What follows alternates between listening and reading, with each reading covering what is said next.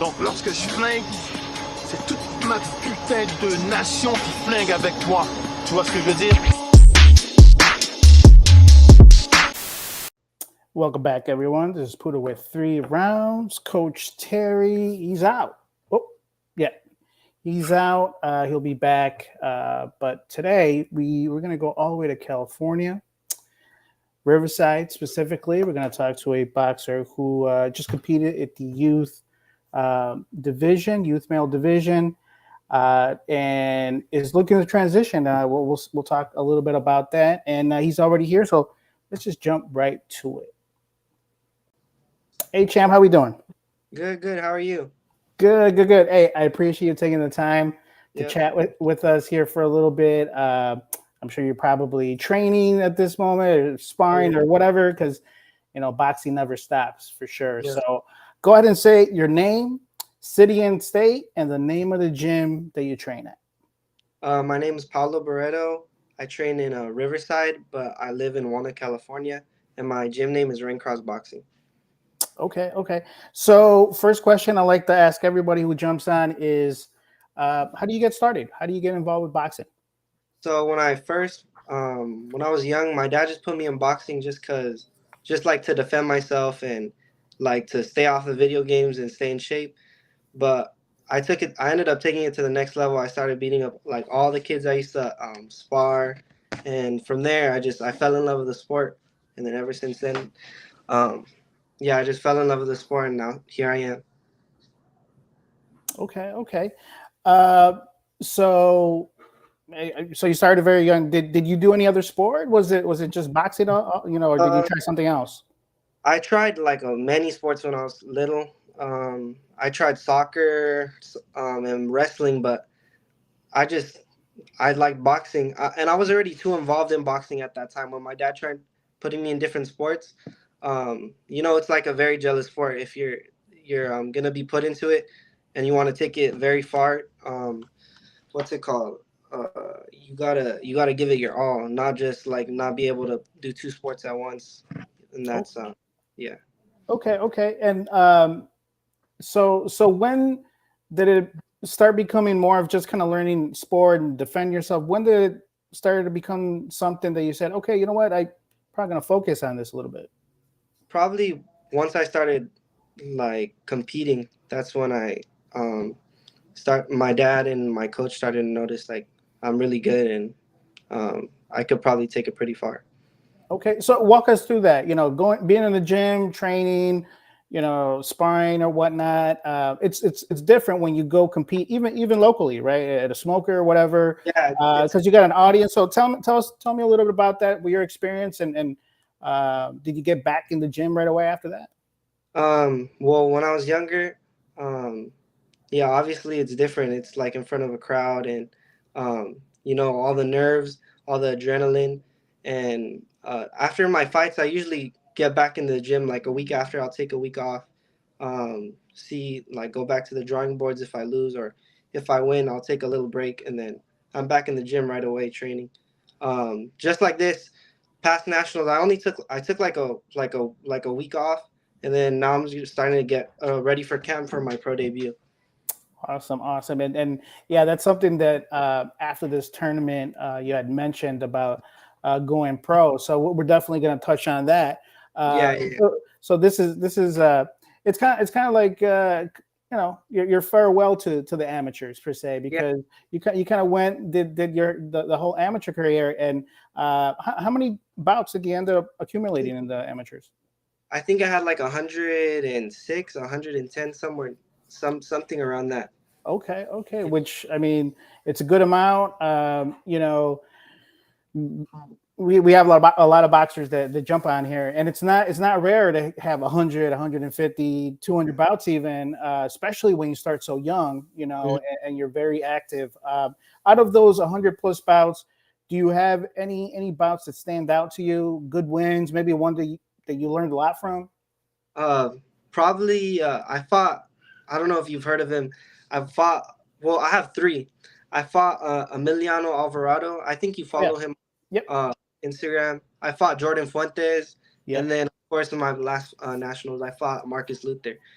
And then out of all of them, I think my toughest fight was Jordan Fuentes, because um he made me really think. It was a real chess match in there. It wasn't like bombs away. And then probably second to that was Marcus Luther. Even though he beat me, um, I t- I took a lot out of that. Especially he had a lot of power, so he made me think. Um, yeah, he's very strong, very very strong. Right, right. And that's, that's one of the things that gaining that experience in the amateurs and having a lot of bouts is to be able to have those different styles in front of you.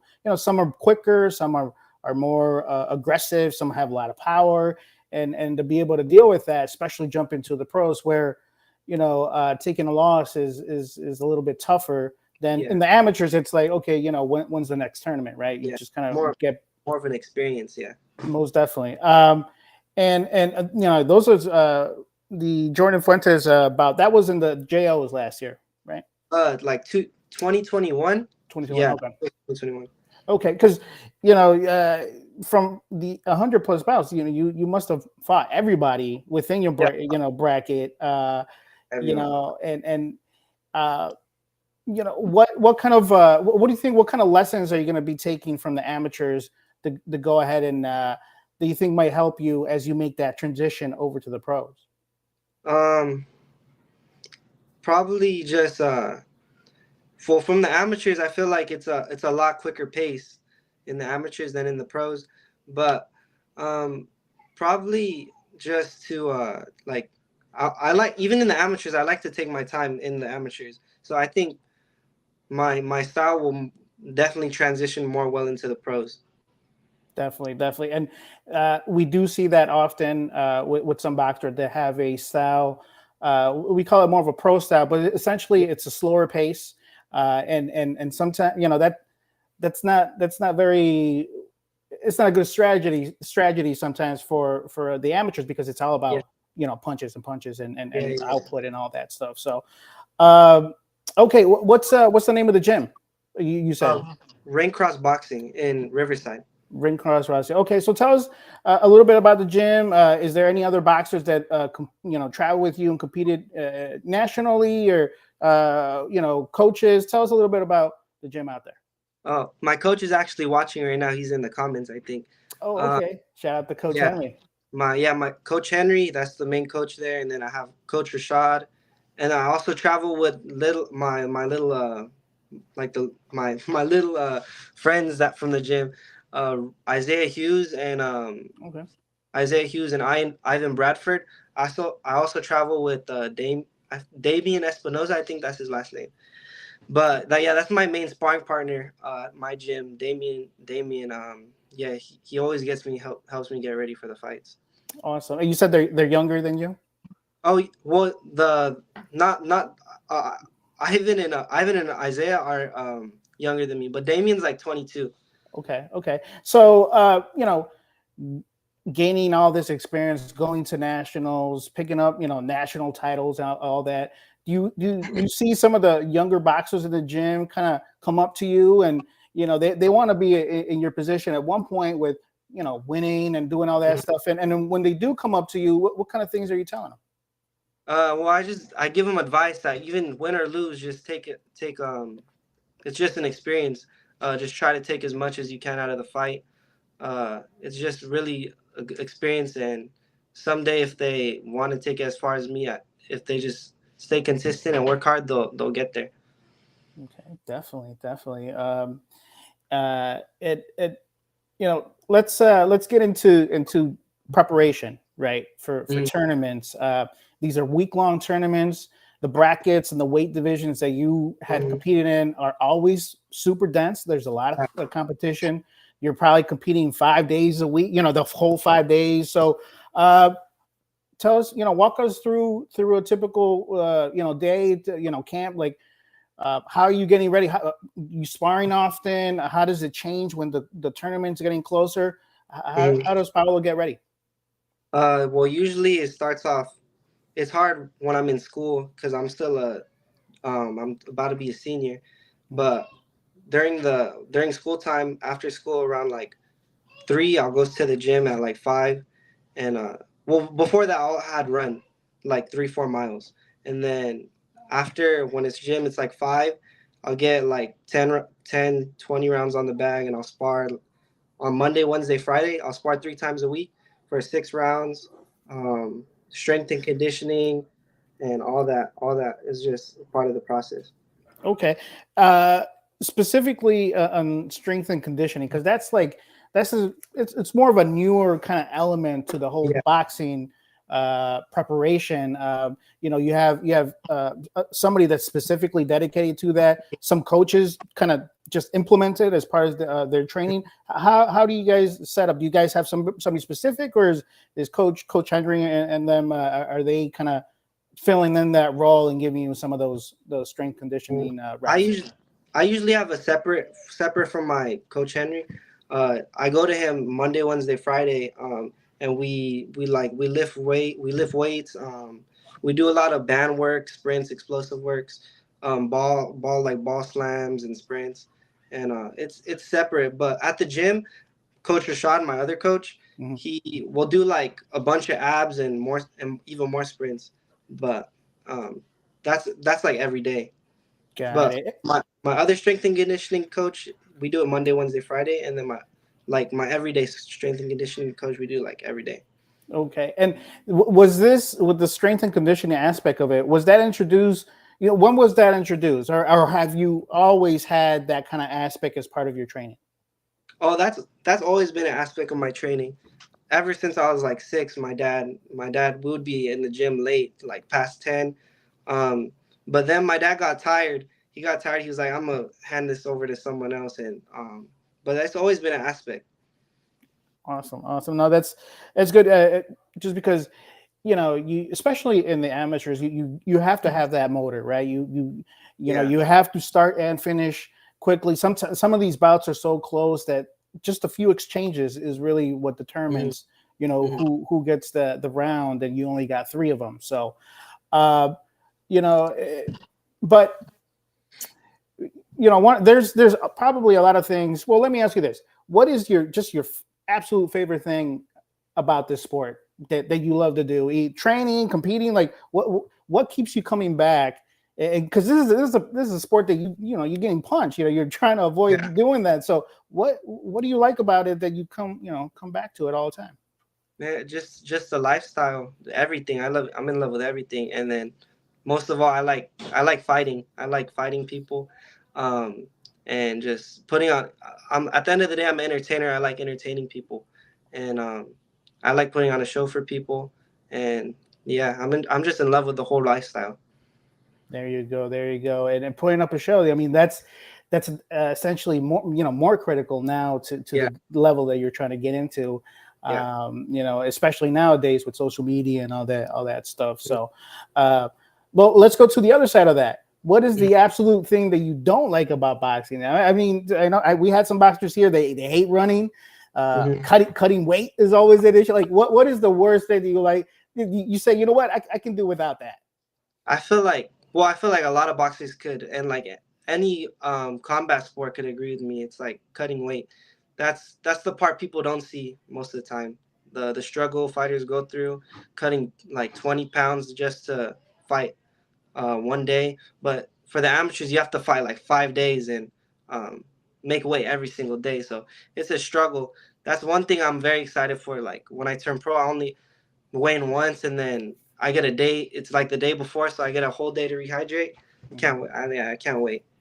Hey, yeah, that's the truth. We've seen some boxers, not being able to compete, because they don't make weight that Yeah. fourth, fifth time that they try to make weight, and it's just part of it. It's part of the learning curve, and everything that needs to happen for the sport. So, real Hmm. quick, 3 rounds live, number 198. We're talking to Paolo Barredo out in Riverside, California. But you say you actually live somewhere else, but we'll just say Riverside. Yeah. You're currently ranked in the youth male 125 and 132 Hmm. pound division, 100 plus bouts, and you're getting ready to do that pro debut in September. So we'll definitely get into that, plug it, and make sure that people tune in.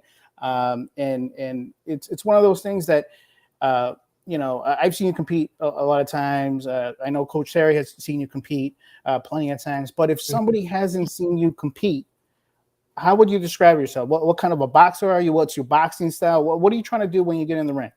I would describe myself as like a boxer puncher. I like to take my time, pick my spots, but when I see an opportunity, I'll take it.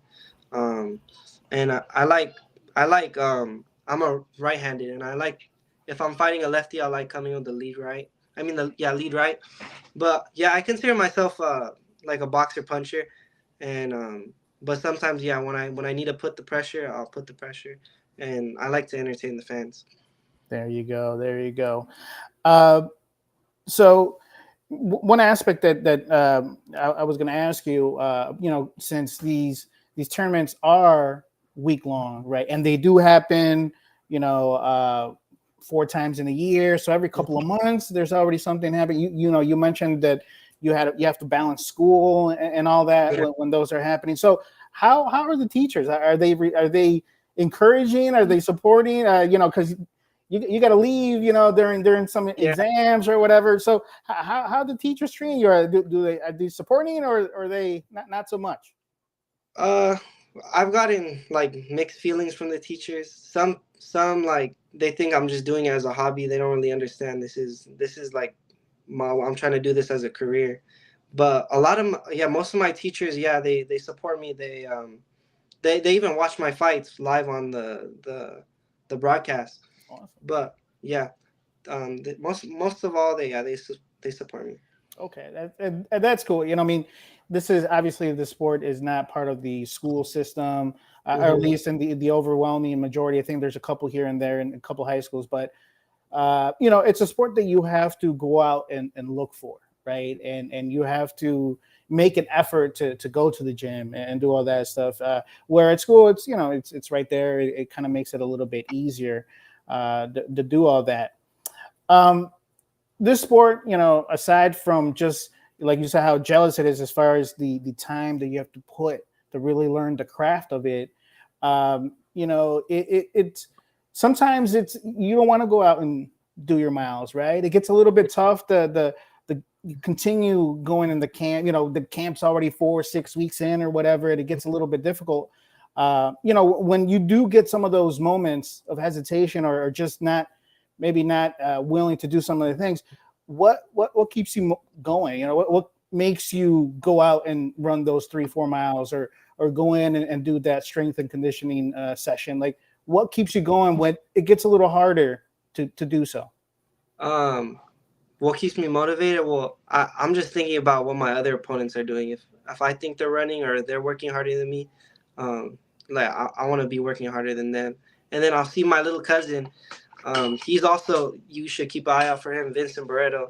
He's a hard worker and he's always working. And if I see him working harder than me, it just it gets me mad. So I gotta. It's like a little competition between us. So yeah, for the most part, I don't like it when my opponents are working harder than me. There you go, and that's a great attitude to have, especially for a sport like this, right? It's an individual sport. Uh, if you don't train or you're not doing everything properly, you can only point at yourself, right? Because Yeah. you're gonna make sure that uh, it's the ultimate accountability, right? This is what you're doing, and what you put in is what you eventually get out. So, 100 plus bouts in the amateurs. You said you were starting to take it seriously. You were winning. You felt good. It seems like it's a sport that you could uh, take to the next level. Uh, for a lot of boxers that we've had on that start early, 8, 9 years old or whatever, Olympics is a big Hmm. is a big goal. Uh, did you have that goal eventually at some point, or was it for you just pros was just that's what was calling you and it got you more excited? Yeah. I never really gave like the Olympics a thought. I was more focused on the pros. And me and my coach have decided just to turn me pro. My coach was actually thinking of turning me pro in Mexico when I was like 15 after I fought in the nationals. And everyone thought I won that fight, and it was pretty crazy. I gave that kid like a few standing eights, and they still gave it to that kid. But Mm, mm. you know, they have their favorites. It is a sport that is heavily dependent on name recognition, Yeah. and in the amateurs as well. Not saying anything, but it's just part of it. You can detach yourself a little bit from it, but sometimes a name does carry, especially on some of the judges out there. So, um, so you know, for the sport that requires a lot of skill, it's very much so a mental game as well. So say you're getting your hands wrapped, right? You're a couple of bouts out. Maybe it's the finals, semifinals, whether it's a big bout that's coming up. How are you getting mentally prepared to go through those ropes? Do you have any? I mean, are you listening to music? Like what talking to coach? Like how do you get mentally ready to go? And are you one of those guys that just kind of flips a switch, or you got to really get into that state of mind? Uh, kind of both. But before my fights, I'm usually cracking jokes, and yeah, I'm just trying to have a good time when I go in the ring. Before I go in the ring, like nothing like negative. Um, Before my fights, I'll pray and I'll like ask God to keep me safe and my opponent. Um, but pretty much, yeah, I try to go in the ring with as much positivity as I can. Okay. Yeah, definitely keeping it light. You said cracking some jokes and doing all that. Probably mixing in game plan with coach or whatnot as well in there. The be ready to compete. So, tell me a little bit about and where you're located in the Riverside area. There, how has what is the amateur boxing scene like out there? Is there a lot of shows, a lot of boxers? Like, do you guys have to travel for sparring? Like, what's the scene out there? Well, the big gym out there is probably, I think, Robert Garcia's. I don't really go out there. I've never really gone out there, but Mhm. I usually just spar in house, or if my coach brings some people to spar for me, I'll Mhm. spar them. But usually, if my dad takes me out to spar, sometimes we'll call. I'll go spar like Steven Navarro or someone, or I don't know if you heard of Noah the Bullet. I'll spar them. There's like a lot of I have like. Uh, okay, yeah, it was cutting off a little bit, so I apologize. Internet, we're live. It is what it is, but yeah, no, those are some great names that you got there, and then Coach Henry chimed in on the comments here about you've been training with pros since very early on. Did did it did it become a little bit difficult to you know spar that pro style, kind of gain those pro style type, just the techniques and the approach and everything, and then going over and competing in amateur tournaments? Like, did it ever kind of get a little difficult for you to know what going from one to another? uh, uh, before my other camps, not really, because I was sparring mostly amateurs. But for this recent camp, um I was really only sparring pros, so the pace was like a lot slower in the sparrings. I don't know if you heard of Gucci Manny or Manny Flores. Yeah. Yeah, I've been sparring him. I was sparring him most of my sparrings, but and like other pros, but the pace was like a lot more slow in the sparring, and then towards the end it would get more quick. But if in a 3 round amateur fight, you only have 3 rounds, so Yeah. yeah. Yeah. And when you do spar these pros, and are they pulling you to the side and giving you tips, or telling you what to work on, or having being around pros, you know that they've seen a few things that Mhm. might be able to help you out. Yeah, most of all, they give me like they think I'm really good for how old I am and my age, and because they're all usually a lot older than me. I'll be sparring like 30-year-olds, like 20-something-year-olds, but yeah, they do give me tips like what punches to throw or like what I should work on. And yeah, that's pretty much it. Okay, so I remember the JOs last year, where you ended up going 5-0. You ended up beating the number 2 seed, the number 6 seed, the number 4 seed, Yeah. Jordan. And some great some tough names, as Isaiah Darden at Ohio. I mean, Team Cartel. Yeah. Joseph Chisholm out of Connecticut.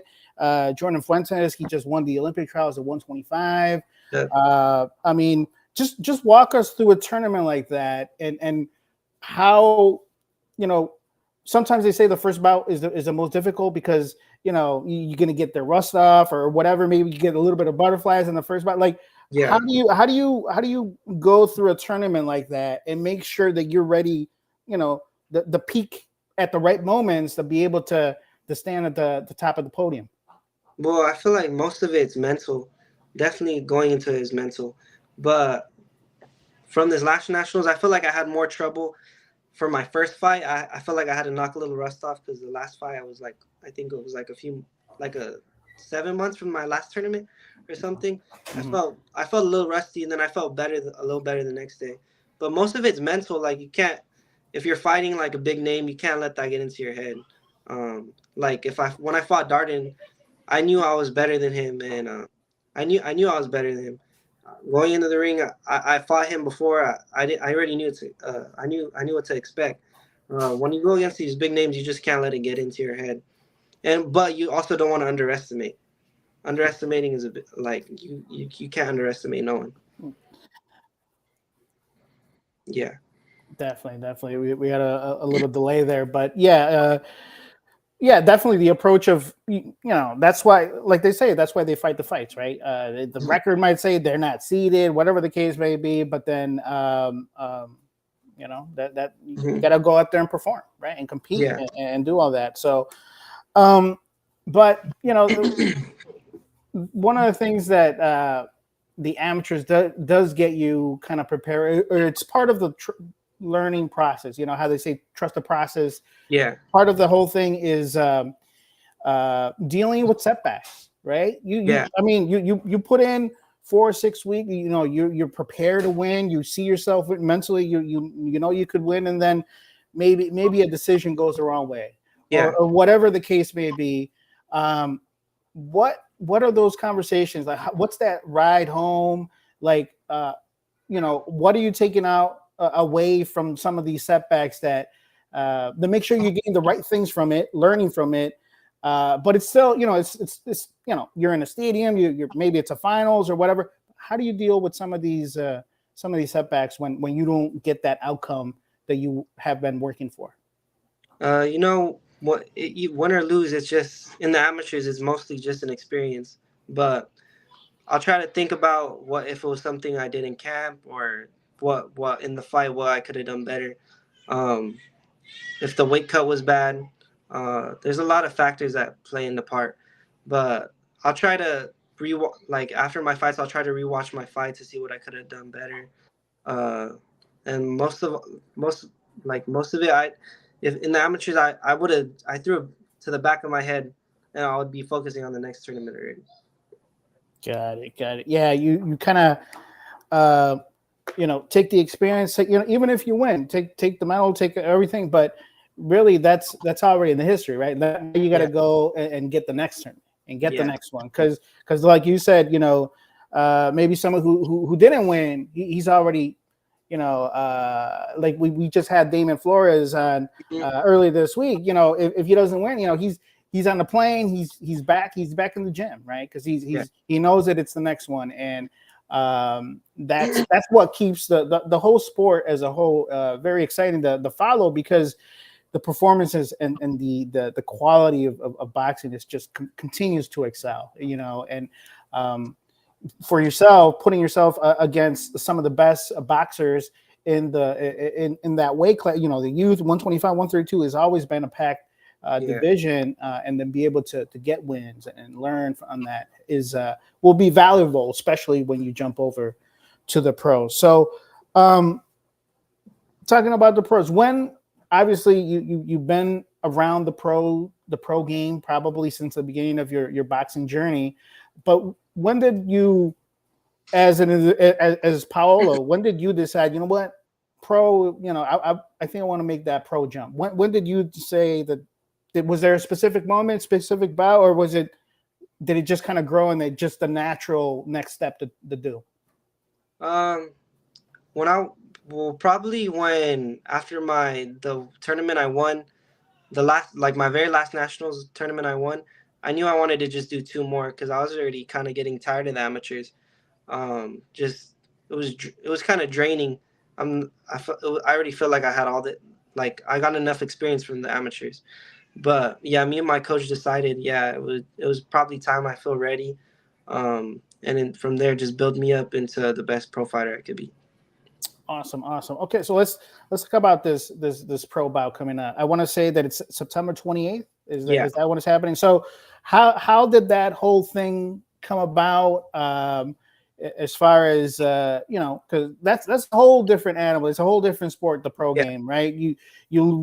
Really have to have a good team behind you to get you bouts and do all that stuff. So when did you start having those conversations with different people, and how did this bout come about? Well, most of it has been in my coach's hands for a while. He's been planning this for it's been in the making for over a year. I think this like thing is gonna be set around set around me. But it's been talking like over a year. I think he's been setting this up. Um, but most of it, my coach knows. I'm not. I'm just following his lead. I know I'm in good hands. Definitely, and that's a good point because one of the things that I've noticed just kind of covering the sport that the relationship between boxer and coach is critical. Is real critical. Yeah. You said that you had your dad kind of with you by your side, kind of throughout the whole process. But um, how is that relationship with you and your coach, and how important do you think having a good relationship with your coach helps the boxer to eventually reach those goals that they have? Well, I feel like you have to have all the trust in the world into your coach because for me, he's making a lot of big decisions and he's also sacrificing his time, and I know he could be doing like other stuff. He could be training with pros, but instead he's training like going to these tournaments with me for like a week long. So it's like it's a I'm like really happy to have my coach. He sacrifices a lot for me, um, but it's a real sacrifice. Yeah, Definitely on both ends, right? But yeah, definitely the but and my dad, yeah. yeah, most definitely. And you know what? How does it feel? Especially when you do get these wins at these national tournaments. You turn around and you're sharing these moments with your dad. And these beyond the sport and what you plan to achieve, you'll have those memories. Like, how does it feel the share those moments of you know it kind of proves that all the work is worth it. It's the best feeling in the world. To me, it's like the best feeling in the world. After you win the whole tournament, and then spending time with your family, eating, and then yeah, and I spend it with everyone. Spend it with everyone. It's like my favorite part to me. It's the most rewarding thing to me. Awesome. Now, we mentioned that there's some real tough aspects about the sport beyond the training, like cutting weight and doing all that stuff. But when it's training camp, do you give yourself some cheat days or something, or trying to sneak in a snack or something, or is coach like really on top of that? And if you do get a snack, like what's your favorite snack, man? What are you eating? Shoot, well, I feel my coach is very I feel like lenient on the weight. If it's mostly in my hands, it's my job, it's all the responsibilities on me. But yeah, every once in a while I'll have a cheat. I usually like to eat well whatever's at home, but I usually am craving like fast food like Canes or like I like sushi, Okay. but I know it's like if I have those cheat days, I'm gonna have to work it back off. I feel hella guilty. Yeah, But as long as you don't forget that, yeah, I mean, yeah, that's the most important thing because you don't want to be up on weight. yeah, no, most definitely. And the sport is tough as it is. You got to get reward yourself a little bit, Yeah, even if it's a little bit like that. So, but one of the things that the sport does give is there's a lot of discipline that you get from this sport, Yeah, right? Regardless, I haven't seen a lot of boxers that we've interviewed that are not just really well spoken, real respectful. Like you, all the discipline that you get in the gym, it kind of stays with you, right? So, what boxing as the sport? What has the sport taught you about yourself? Most of all, that yeah, mostly discipline and just how to take care of yourself. Um, you don't want to get too heavy on weight like after your fights and blow up, and then have to cut like a bunch of weight after. You want to stay close to weight, and yeah, and like, yeah, that's pretty much it. Definitely. Now, you're correct me if I'm wrong. You're part Filipino or Yeah, have full some Filipino. Filipino roots. Full Filipino. Okay, so obviously, if you found the sport, last several years, you had some of the biggest boxing superstars coming out of the Philippines. Obviously, Manny Pacquiao being Yeah. one of the biggest names. Was just that boxing kind of background that the Philippines does have. Do you carry a sense of pride with it? Like, how does it feel being a boxer in California that is Filipino? Like that, just it seems like there's already there's always a good Filipino boxer kind of always coming up. Do Oh you yeah, put a little bit of sense of pride that you could be that next one? yeah, definitely.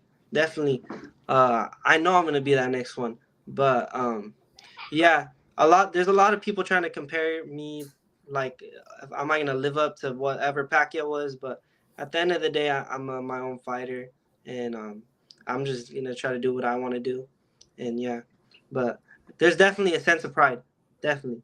Definitely, and it doesn't hurt, like Yeah, especially in the pros.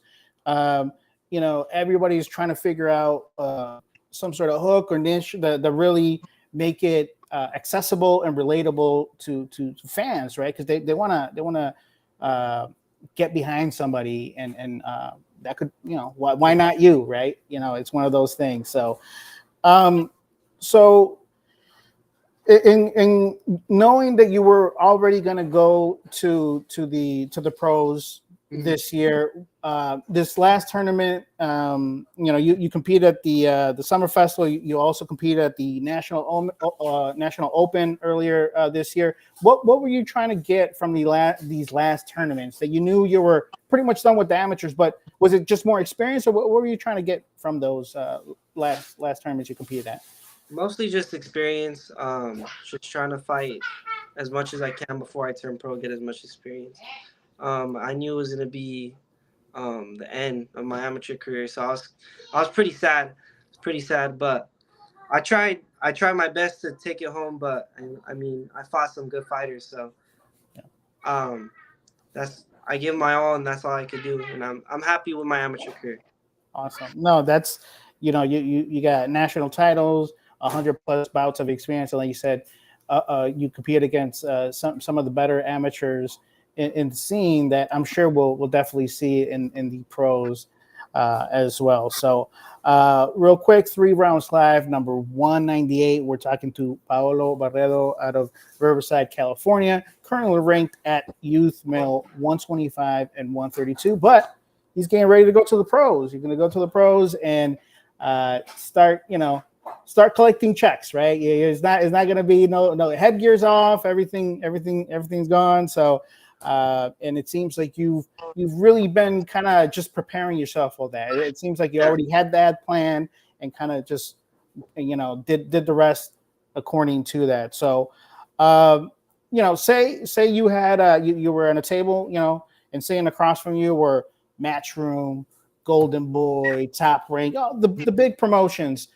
Uh, what would you tell them to convince them the sign you, make you the next superstar in boxing?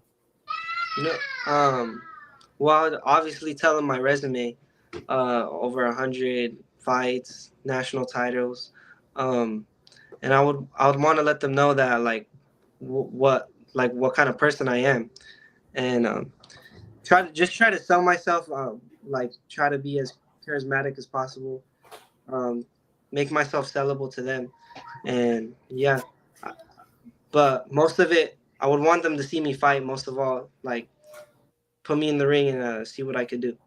Awesome, awesome. No, Yeah. great answers, and what you're doing now is part of it, right? Interviewing, Yeah. talking. You're gonna have that camera in front of you, and be able to really articulate what you're trying to say is also key. Uh, as I collect my final questions here, one of the things that is a new phenomenon in boxing is the whole social media Hmm. aspect of it. The influencers and stuff doing, it's like just this whole side of it. The Jake Pauls and the Zone with the Yeah. Misfit stuff and all that. What are your thoughts? Do you have any thoughts on that? And because we don't know if it would be ultimately a good thing or a bad thing for boxing, but it's definitely happening. And I think in your career, you'll see it. But what are your thoughts on that whole kind of subgenre of the sport? I think that's a good question because a while back, a lot of people were telling me that I need to be posting more on Instagram, and that it really matters because like nowadays, that definitely matters a lot to like promote yourself and like show who you are and get yourself out there. But yeah, I've been trying to post more on my Instagram and get myself out there more. But yeah, I definitely think it matters now. Maybe not before, but now, yeah, it definitely matters. Yeah, definitely. And I seen on your Instagram, even though you have a limited amount of posts there, but you Hmm. got quality photography. That's Yeah, key. You know what I mean? So you got you're starting it the right way. It's just about building it up, and obviously yeah, it doesn't happen overnight. But I think having an emphasis on it because people want to they want to feel like they can reach out to you and see you and follow that journey and be there right alongside you. So yeah. um obviously you're one of the biggest things, probably a lot of people recognize you because your nickname. When did you get that? I'm assuming it's related to your name, but tell us a little bit of background about your nickname. Well, yeah. My name, yeah, is Paolo. My family spells it PAO as Pal, but I just switched it to Pal because I do boxing. But I got it. Well, my dad's name starts with a P, and my name, he wanted me to be close to him, so that's pretty much the backstory. There's nothing that No, no, crazy behind it. Yeah, yeah, because pow pow, I figured okay, it's something yeah, related to the landing yeah. punches or something, but it just seems natural. So it's one of Mhm. those things that, uh, especially more in the pros, having a catchy type Yeah. nickname doesn't hurt, right? It doesn't hurt. Uh, so in say you had a younger boxer come up to you, or not, no, let's say just a younger kid come up to you, hasn't Mhm. done boxing but has an interest, uh what will you tell them to maybe get them ready for what's about to happen? Because kids have a perception of what the sport might be, but what will you tell them if somebody has interest in getting into the sport, to maybe set them up to be successful? Well, first I would want to let him know what he's getting into because boxing, I think, is the hardest sport in the world. So he's gonna be having to stay consistent, working hard every day, and if he wants to take it to the next level, um, he's gonna be having to uh, fight multiple days in a row, and if he wants to go to the pros, that's a whole different story. But yeah, but I would definitely give him some words of encouragement that just if he stays consistent, he could get to where I am right now. Awesome, that's great. uh you know when we post, who we're gonna have on, we usually have people, sharing or whatever. Is like, make sure to tune in or whatnot. And how does it feel just having, the support of the community behind you, right? That especially going into your pro, and into the pros level there. Uh, how helpful is having that support from friends and family members and maybe people you don't even know? That's definitely one of my biggest motivators, just to make them happy. I think that's my biggest motivation to just have everyone be happy, and I'm just happy to that they're all supporting me. Um, and from now, like I'm already getting a lot of sponsorships, a lot of people messaging me that telling me they're excited. It really means a lot to me, and I'm excited to be able to show skills uh, this upcoming September. Awesome, awesome. That's great. Do you happen to know who your opponent is? Have you looked at any tape or anything like that? With that? Not yet, not yet. We're still deciding with that, but I know tickets are going on sale August 1st. Okay, perfect. And probably at the end of the day, the opponent doesn't even matter, right? You're gonna go and do what you're gonna do anyways, and keep it going. So, but yeah, go ahead and give me, the where can people follow you? Where can people get more info about this? Mhm. Your pro debut count. Is it going to be streamed? Is it going to be just on site? Like, how can people catch you starting your pro career? I'm not sure if it's gonna be screened yet, but I'll definitely be posting stuff on my Instagram.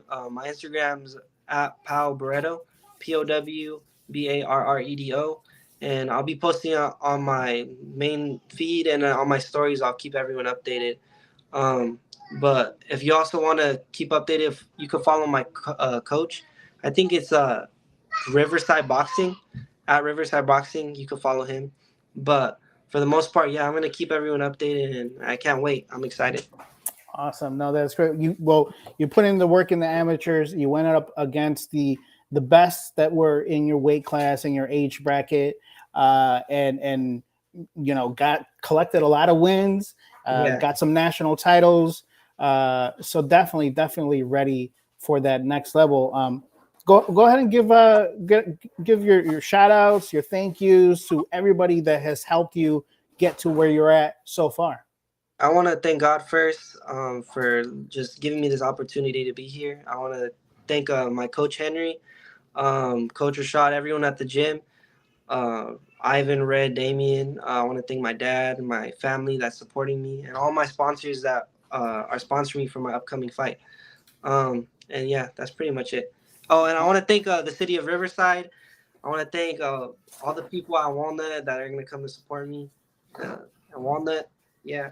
There you go. There you go. That's gotta shout out everybody for sure. And you're like I said, this is like your farewell for the amateurs.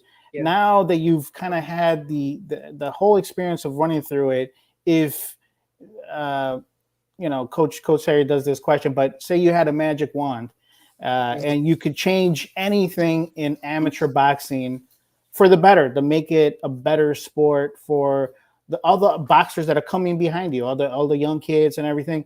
What, in your experience, what would you change to make the sport better? Mm, Probably but like a lot of people could agree on, like there's a lot of corrupt officials, and the bad decisions, and then but pretty much that it's I love it. It's solid. I had a great time in amateurs. There you go. Yeah, some decisions can be just downright just head scratching, right? You even know what's happening, Yeah, but it's part of it. And like you said earlier in the interview, it's part of that experience, right? You yeah, just take it in stride, learn from it, and then like you said, maybe take a couple days off and then get right back to it yeah. and Okay. get back on the grind. So great. That's awesome. You said we I think you have a very uh, pro style, more of that kind of style in your boxing style as a whole right now. You're going into that, and just waiting for you to really succeed and level up at that next level. So again, I appreciate you taking the time to talk to us here for a little bit. Shout out to Coach Henry, your pops, everybody who's really been involved in your development as a boxer.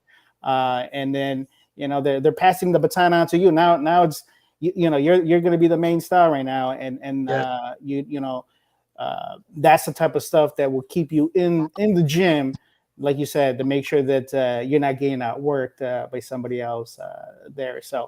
Um, so that's all we got. I appreciate everybody who tuned in, and we're gonna go ahead and post it up. So if you missed anything from earlier about Paolo's kind of just journey in the amateurs. You'll be able to just check that out and see what's happening there. But with that, excited. How's camp going? Is everything looking good for September 28th? Yeah, I'm ready. I'm excited. Camp's barely starting. I'm starting to get back into shape. Starting to get everything rolling. We're still waiting on my opponent and like waiting for tickets to go on sale so I could promote that. But other than that, yeah, I feel 100%. I can't wait. Yeah. Awesome. There you go. There you go. The next star coming out of Riverside, California. That's all we got. I'm Pudo with 3 rounds. Once again, this is 3 Rounds Live, the only podcast solely dedicated to amateur boxing. You have a good weekend, and we'll see you out. Thank you, Robert. Most definitely. Shout out to like I said, Coach Henry and everybody. And hey, excited. I always love seeing the amateurs do their thing up in the pros. Yep. I'm sure there'll be no difference. So appreciate it. You have a good weekend, man. Take it easy, man. Thank you.